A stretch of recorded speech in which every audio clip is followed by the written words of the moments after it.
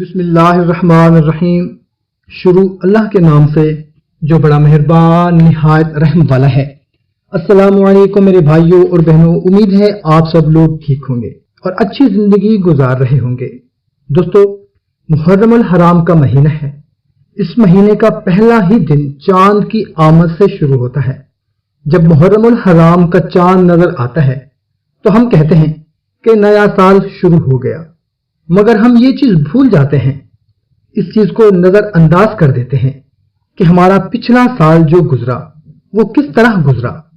پچھلے سال ہم نے کون کون سی کوتاہیاں کی، پچھلے سال ہم نے کتنی نمازیں پڑھی اور ہم نے آنے والے سال میں کیا کرنا ہے، مگر ہم یہ سب کچھ بھول جاتے ہیں۔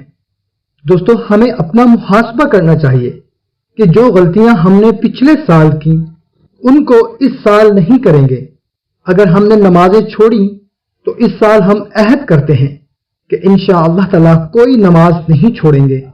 اگر ہم غور کریں تو ہماری زندگی سے ایک سال کم ہو گیا ہے، مگر ہم کبھی یہ چیز سوچتے ہی نہیں ہیں کہ ہم نے گزرے ہوئے سال میں کتنے نیک کام کیے، اللہ اور اس کے رسول صلی اللہ تعالی علیہ وسلم کے حکموں کو کہاں تک پورا کیا، اس میں کچھ کمی رہ گئی، کچھ کوتاہی ہو گئی، تو آج ہم عہد کریں کہ آنے والے سال میں ہم وہ گناہ، وہ کمی کوتاہی نہیں کریں گے جو پچھلے سالوں میں ہم سے سرزد ہوئی ہے۔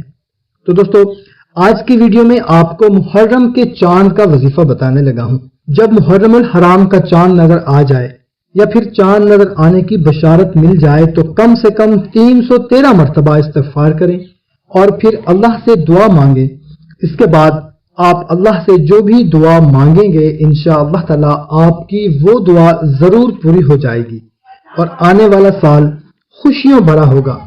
محرم کا چاند دیکھ کر یہ مبارک عمل خود بھی کریں اور صدقہ جاریہ سمجھ کر اپنے دوستوں کے ساتھ بھی شیئر کریں۔